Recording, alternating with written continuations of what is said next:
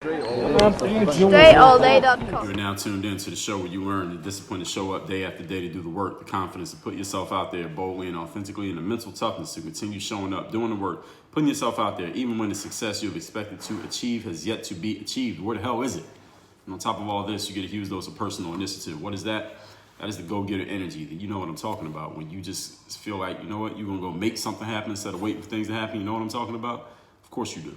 And we put all this together into one philosophy. We have streamlined this whole process. We've codified our entire system. We wrote a book on the subject. We got a university, and you're listening to the daily masterclass that I give you every day. Yes, you heard me. I said daily masterclass. That is called Work on Your Game. My name is Dre Baldwin, also known as Dre All Day, and welcome to the show. And today's topic is when to outsource work. When do you stop trying to do it all yourself and then give it to somebody else? When do you share? When do you give that work out? When do you delegate to someone else? Now, I just talked in episode 1654 about 3 principles of outsourcing employees, especially when you're working with people from outside of the USA. I talked in episode number 1481 but why you need to get comfortable outsourcing your work, and also on the subject of delegation. In episode 1100, I just gave you this as part of a group of episodes you should listen to yesterday. Delegation 101 for entrepreneurs is episode number 1100. Episode 664, how to delegate work in your business. And I just told you, delegation episode 1101. We're going to put all those into a package that will be available in Work on Your Game University very soon. But I just told you the episodes, you're going to listen to them right now. But I'm going to lay out the principles today of when it makes sense to outsource. Now, I told you why to outsource, and I told you how to outsource. Now I'm going to tell you when you need to outsource, when you need to look at a situation and say, you know what, I need to outsource this to some other people. Because in my experience, I found that the things I'm about to share today, when to outsource, is most necessary for the freelancers and solopreneurs listening to me right now who you may have developed the Superman or the Superwoman complex, which we'll get to. But it's kind of self-explanatory. If you're a freelancer or solopreneur, you know what I'm talking about. But if you're not, or you don't know what I'm talking about, I will explain it. You'll know exactly what I'm talking about. But I thought of this actually today because I was making some updates to one of my books. I was making some updates to the mental workbook. And because of the updates that I made, the formatting updates that we made, the size of the book changed slightly. And because the size of the book changed, the way that the cover was formatted was changed. And then as I'm getting the book set to be printed, I get told, hey, you got to change the size of the cover because it's not quite fitting and it's going to get cut in the trim when we do the trim and all that. And some things that they were explaining that I don't even try to explain to you because I don't quite understand it, but I got it the way they said it. The bottom line was I need to resize the cover of the book. Thing is, I am not a graphic designer, so I wasn't going to resize the cover of the book. So to have the file accepted for printing, I needed to get the cover file size adjusted. Now, I went on Google, and I looked for some do-it-yourself options. I said, let me see if I could do this. Let me see if I can figure it out in a minute or two, how I can do it myself on the computer, and I can resize it myself and resubmit it and get the shit done and get it printed out. It took me all of 2 minutes to discern that there were no useful, quick, do-it-yourself options for resizing the cover of my book. So this is kind of a challenge, is it not? Well, kind of, but kind of not, because the very next thing that I did, again, it took me all 2 minutes to look for options to do it myself. When I realized that there were none, I immediately went to Fiverr.com. I found a guy in Pakistan, paid him $5 to do it within 24 hours. He returned the resized cover to me within about 2 hours. And now I'm just waiting for the printer to let me know everything's good to go so then we can print up the book so we can order more copies of the book. And $5, that's all it took me. Instead of me taking who knows how long to try to figure it out myself. Now, while I was placing the order on Fiverr to this guy in Pakistan, I thought of the many entrepreneurs who I know personally, who instead of doing what I did, go on Fiverr, just hire somebody to do the job and get it done quickly. You know what they do instead? They use all of their own time to try to do things like that themselves. And it doesn't have to be resizing the cover of a book. It could be designing a graphic or designing a logo, which is, I've seen way too many people design their own logos. If you're listening to me right now and you are not a graphic designer and you designed your own logo, stop it, turn around and go back to the beginning. Go somewhere and hire a graphic designer. If you're not a graphic designer, do not graphic design.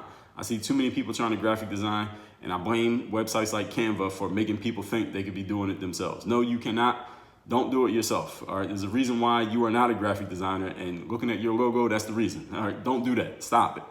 Get some help. All right. But anyway, I think of the many entrepreneurs I know who, instead of outsourcing, instead of going and find someone else who can help them do something and do it better than you and do it more efficiently than you, so that you could do what you actually do well, instead of doing these things that you're shitty at.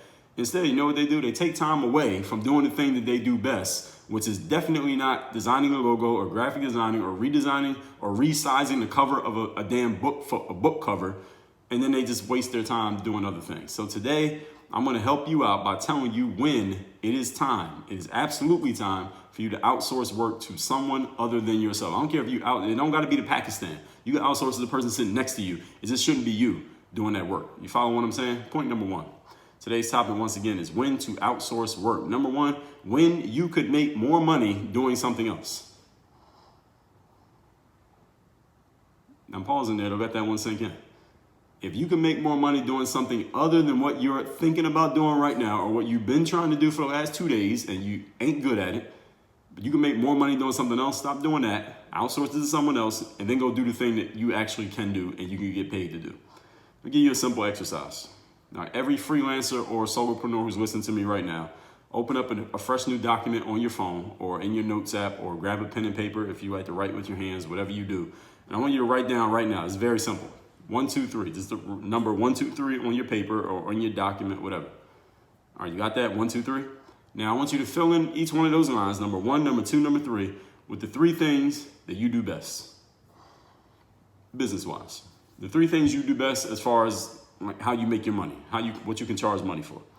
If you're a basketball player, for example, it would be playing basketball would probably be number 1. Maybe because you're good at playing.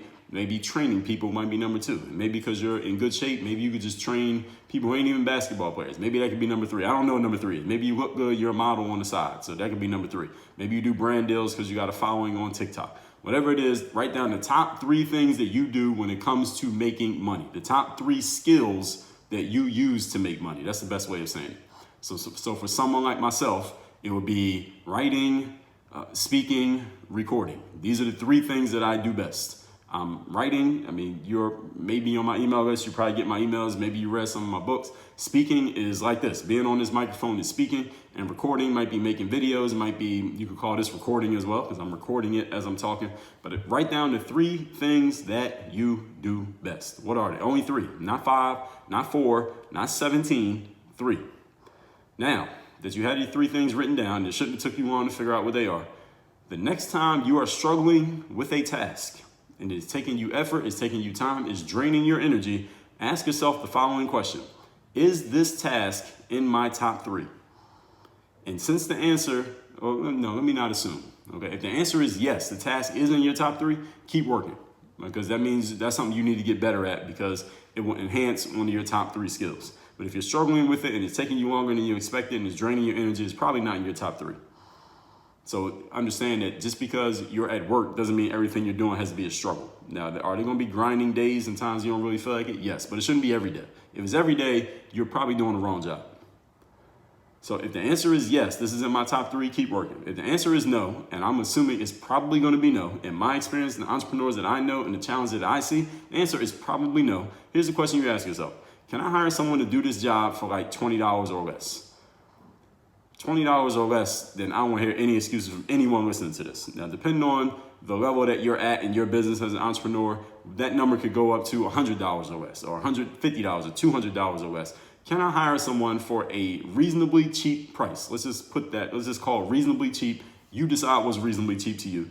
Can I hire someone to do this instead of me? Can I hire someone to resize the cover of my book for less than it would cost me energy-wise and time-wise to try to figure it out myself? Like for me, it was $5.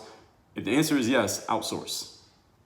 If the answer is no, calculate the return on investment. In other words, if you believe it costs too much, you believe it's unreasonable to hire somebody, you believe it's unreasonable to pay somebody $50 to design a logo because you're going to design it yourself, even though you're shitty at designing logos, then you got to calculate the ROI. All right, the amount of time it's going to take you to design the logo, and then what that logo is going to look like, and then the fact that you got to live with that logo for the next 50 years of your business.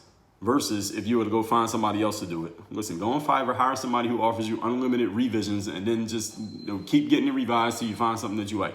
That's usually what I do. If I don't like the first thing they sent, I send it back and I make them do it again. And if they don't give me something that I want, then I cancel it and I hire somebody else. Why? Because I'm the boss. I'm the one putting up the money. I do what I want to do. So even if I know I can't do it, I will find somebody who can do it because I'm putting the money up. All right, shout out to Dame and Dash. So calculate the return on investment for if you're going to do it yourself. If you're doing a do-it-yourself job, are you good enough to do it yourself? Is it worth the time to do it yourself? And what is the value of you doing it yourself? You need to answer all three questions. If you get stuck on any one of them, that means you shouldn't be doing it.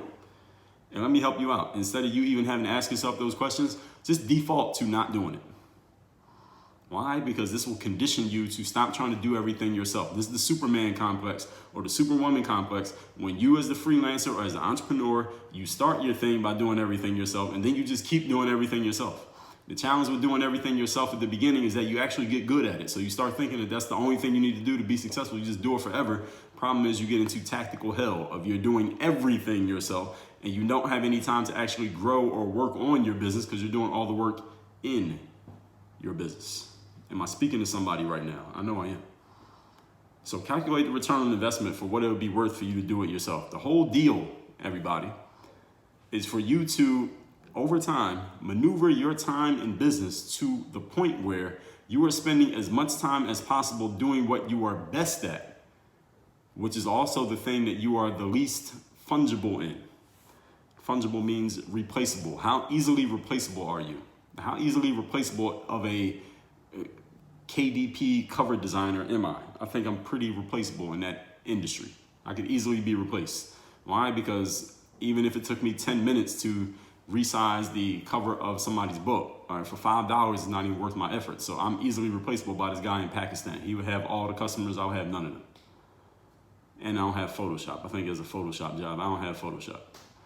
I don't need Photoshop. You know why? Because I can hire somebody on Fiverr for $5, so they got it. All right, they can figure that shit out. That's not what I do. So where are you good at? Where is your top three? What are you best at? And where can you invest as much time as possible doing the things that you are best at? Your whole job overall is to maneuver your whole situation to where these are the things that you are doing and you're doing less of everything else. Everything else that you're doing, you want to do less of. Do you understand? If I could spend my whole days writing, recording, and speaking, that would be excellent. Now, I still spend some time doing some other things right now, and as long as I'm doing some other things, I mean, I still got work to do. I still got some maneuvering I got to do in my business to get in the space that I want to be in. But I at least am aware of it. You got to be aware of it as well. Don't think that you're going to be Superwoman or Superman, do everything yourself. That is a failing plan because you ain't good at everything anyway, so half the things you're doing are going to be trash. Point number 2. Today's topic is when to outsource your work. Number 2, when you are simply not good at the task. Stop trying to do things you ain't good at. I just said this. I'm going to say this over and over and over again. When you are not good at it, stop doing it. I had a friend I was talking to. Actually, I just spoke to her a couple weeks ago, but this was probably, this had to be about 6-7 months ago. I was talking to her, and she's an entrepreneur. She's a solopreneur. At least the last I heard of her, she was a solopreneur doing her thing. And she was doing well, at least from what she was telling me. And she was showing me, we were talking on Zoom, and she was showing me a logo that she had designed for something that she was putting together. And she showed me the logo, and she said, "What do you think of this logo?" And I hadn't even said anything yet. I'm just looking at it. And she said, "I designed it myself." And I said, "Are you a graphic designer?" And she said, "No." And I said, "I can tell. All right, stop designing graphics if you ain't a graphic designer." I'm using graphic design because I see so many people try to do this on their own. All right, there's a reason why there's an industry called graphic design, and there's a reason why you ain't in it. All right, and I'm not saying that to personally attack you. I'm not in it either. All right, that's why I don't design graphics. All right, when you are not good at a task, you shouldn't be doing it. When I was in elementary and middle school, for example, I'll give you a great example here. I used to love gym class in elementary school and in middle school because I was always an athlete, still an athlete to this day. And I liked playing whatever we had going on in class. In middle and in elementary school, the gym teacher would kind of make us do certain stuff. In high school, we did whatever we wanted. But in middle and elementary school, we would play kickball, we played soccer, we played like floor hockey, we would climb ropes up to the ceiling, we would do obstacle courses. It was all kinds of stuff they had us doing. Basketball, all kinds of stuff they would have us doing in gym class. And I liked all of it because I liked sports, I liked athletics. That was who I was. But some of my classmates hated gym class. that I could tell, you could read it in their energy, you could see it on their face that they did not like being in gym class. I remember when we were in middle school, the teacher used to do this. They would measure our body fat every year. So they would have this body, they would do the body fat by the little contraption where it would they would grab the back of your arm, like by the tricep, and they would take a number there, and then they would grab like the back of your knee, like the calf muscle, and they would take a number there, and they would add those two numbers together, and that's how you would get your body fat. Now, I don't know how they do, the way they do body fat now you got scales that tell you your body fat. Now they got things you hold it with your hands and it tells you your body fat by, I don't know, measuring your heartbeat. I don't know how they do it. But if they still did it that way today, I think my body fat's like 5%. I could barely even pinch any skin on my leg. But anyway, I remember we were doing a body fat thing, and then you added the two numbers together and you remembered that number, and then at the end of class, the teacher just called out every name and everyone had to yell out or say to the teacher out loud what their body fat was. And this kid, I remember one time his body fat was like 50, and people were laughing at him. And I know he was super embarrassed, and I don't know why the teacher did it that way. I guess they had to, but I mean, we talking the 90s here, so things were a lot less sensitive than they are these days. But I remember that kid and many other kids in gym class in that era, they hated gym class because gym class wasn't their thing. But here's the thing I want you to understand. Even though they hated gym class, they were far from athletic, not in great shape. They seemed embarrassed to even have to put on a t-shirt and gym shorts because then their physique was shown and they weren't proud of it. But we didn't have a choice. We had to take gym class because it was forced upon us in the educational system. But the same way, there's some of my friends who I hung with, and we were all the athletes who like being active and playing sports, and they were superstars in gym class. Well, guess what? When those same people stepped into an art class or a science class or a math class or an English class, all of a sudden the script flipped. And some of the stars from gym class, they were now the bums in class. And some of the people who were bums in gym class, they became superstars when we were in the math class or in science class. And the point is this: none of us was great at everything. But school, the way the system was set up, we were all forced to try to do each thing, and then we were graded and measured by how competent we were in each thing. That makes no fucking sense whatsoever. But I have railed on the American educational system before in other episodes of this show. I'll tell you about them in a minute. Here's the point. If you're listening to this show, I'm going to assume that you are not in elementary school. I'm going to assume that you're not in middle school. I told you that was episode number 199. The title of that show, The Scam That Is the American Educational System. So if you want to know how I feel about that, again, it's episode number 199. But here's the point. The elementary and middle school are over, everybody. You don't have to force yourself to be good or even be competent at things anymore. If you're not competent at something, you're not good at it, or you hate it, or you just don't want to learn how to do it, good. That's why we have this democratized thing called the internet, where you can reach anybody who is willing to do it at a reasonable price. You can pay them, let them do it, and you go focus on doing the things that you're good at. You win, they win, everybody wins. And the software that created the exchange between the two of you, they get a cut of it too. Everybody wins. And then the government takes a cut of the taxes. Win, win, win, win. You don't have to force yourself to be good or even competent at things anymore. Find those who are, let them do it. If you are not good, and you know when you're not good, you also know, because I just told you to write down your top three. If it's not in your top three, stop doing it. Outsource it to somebody else. You ain't good at it. You're not helping anybody else. Nobody else is benefiting from it because it's mediocre. Nobody pays for mediocrity, ladies and gentlemen. If you are mediocre at something, but you keep forcing yourself to do it, why? What are you doing? In episode 1104, I asked you, are you untapped potential, or are you a bum who's struggling in mediocrity? If you're struggling in mediocrity, you need to quit. Yes, you heard me, quit. Go do something else that's in your top three, because the thing you're struggling to be mediocre at is not in your top three. Why do you keep doing it? In episode number 352, I also told you that nobody pays for mediocrity. If you're mediocre at what you do, nobody will ever pay you a fair amount for it. Why would they? Why would you? Would you pay for something that's mediocre? Exactly. Point number 3. Today's topic, once again, is when you need to outsource your work. You need to outsource when you're ready to start building your business and become a serious entrepreneur. I'm going to say that again. You need to outsource when you're ready to start building a business and become a serious entrepreneur. Now, when I say outsource, I don't necessarily mean you got to hire somebody on Fiverr. Outsource could be you hire an employee and have them do the thing. Outsource just means anybody other than you doing the job. That's what I mean in this context when I say outsource, just to be clear.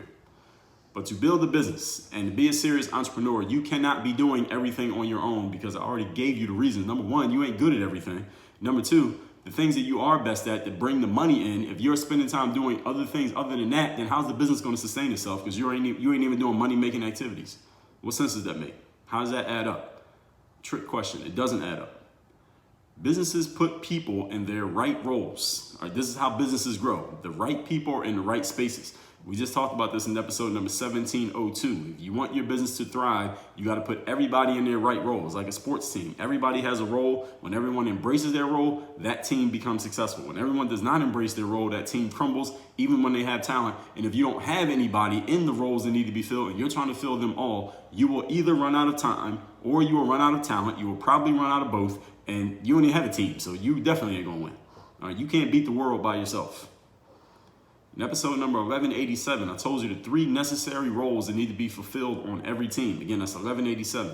In episode 1173, I told you that everyone is a role player, meaning every role matters. Even the guy sitting at the bench, on the bench, that is a role. The person who's a superstar is a role. The coach is a role. The water boy is a role. The guy in the mailroom, that is a role. The person who cleans the bathroom is a role. Have you ever been to a nasty-ass public bathroom? Wouldn't it be great if somebody was doing their role of cleaning that bathroom? Every role matters. All right, so even if you think it's a little role, all right, imagine if nobody was doing it. Would it matter? Of course it would. Episode 834. Episode 834. I told you about knowing and accepting your role. That is the value of everyone's position mattering on a team. Here's the message. You cannot play every role and take your career to another level at the same time. You got to choose. So you got two options here. You can either take your career to the next level by outsourcing work, taking it off of your hands and giving it to others. Offloading work would even be a better way of saying it than outsourcing. Outsourcing seems to convey, I'm talking about, hiring somebody overseas or something like that. I just mean anyone other than you, okay? Offloading work, or you could do everything by yourself. You could do one or the other though. If you want to play every role and do everything by yourself, that's cool. You can do that, but there's a ceiling, not a glass ceiling, but a concrete ceiling on how far you want to go. And the thing about concrete, it's hard to get cell reception when you're in a concrete building. And when I was in college, I lived in this building that was very concrete. It was hard to get cell phone reception. I had to go into the lobby of the building just to use my damn phone. So you don't want a concrete ceiling over your head. You won't be able to use your phone and post to Instagram. So you got to root it out of your head that you had to do everything by yourself, and I guess you call yourself proving something by doing that. The only thing you will prove is that you shouldn't be doing it. When you try to do everything by yourself, that's the one thing you'll prove, is that you should not be doing it. The challenge is when you're working by yourself, you're by yourself all the time. So you don't have anyone looking at your work and looking you in the face and saying, what the hell is this? Why are you doing this? You're not good at it. Stop doing it. That's why I'm here. So let's recap today's class. When you need to start outsourcing or offloading work. I talked about this many episodes where I talked about delegation. The number one that I would refer you to is episode 1101, where I told you delegation 101 for entrepreneurs. Very important topic for any of you who is looking to build a business and expand beyond yourself and reach more people than whoever you're reaching right now. I don't care if you've reached 1 million people right now. If you want to reach 10, you got to do something other than doing it all by yourself. This is an insight that you must understand. And that's episode 1187. But I thought of this when I was hiring somebody in Pakistan for $5 to do something that would have took me all day to figure out and probably would have still not been good at it. And I thought, why do so many people try to do everything on their own when it's so easy to get somebody else to do it? And there are many reasons. Number one, and the topic is, when do you outsource? Number one, when you can make more money doing something else. Here's the exercise. Write down the top 3 things that you do when it comes to making money. Anytime you find yourself struggling to do something that is not in the top 3, stop, turn around, do not pass go, do not collect $200, hire somebody else to do it. Point number 2, when you are simply not good at the task. In elementary and middle school, I loved gym class, and some of my friends did, and there were people who hated gym class, but then we go into science class, people who hated gym became stars, and some people who loved gym became bums. Why? Because the school forced us to try to be good at everything. In real life, you ain't got to be good at everything. You ain't got to be good at your top 3, and then you find people who can do everything else. That's what smart individuals do. Dummies try to do it all by themselves. Point number 3, when you're ready to start building a business and become a serious entrepreneur, you need to be offloading and outsourcing work. Businesses put people in their right roles, like I talked about in episode 1702. I told you 3 necessary roles for every successful team in 1187. The message is you cannot play every role and take your career to another level at the same time. You must choose one. Root it out of your head that you have to do everything by yourself. I don't know if you call yourself proving something. The only thing you're actually proving is that you never should have been doing this shit in the first place. If you want to learn how to off, first of all, you got to be able to look yourself in the mirror and know that you're not doing the right things, to be honest with yourself and know that a change needs to happen from the inside in order for change to happen on the outside. The way that you do that is by taking my Bulletproof Mindset course, which is not just about how you deal with other people, but it's also how you deal with and communicate with yourself. The Bulletproof Mindset course is exclusively available to anyone who's a member of Work on Your Game University. So go to workonyourgameuniversity.com. That's workonyourgameuniversity.com. Get into the Bulletproof Mindset course so we can fix this shit. And you can stop doing things that you are terrible at, because the world knows it's trash. It's just nobody has been honest enough with you to tell you the shit to your face. But now I did. Work on your game. Dre all day.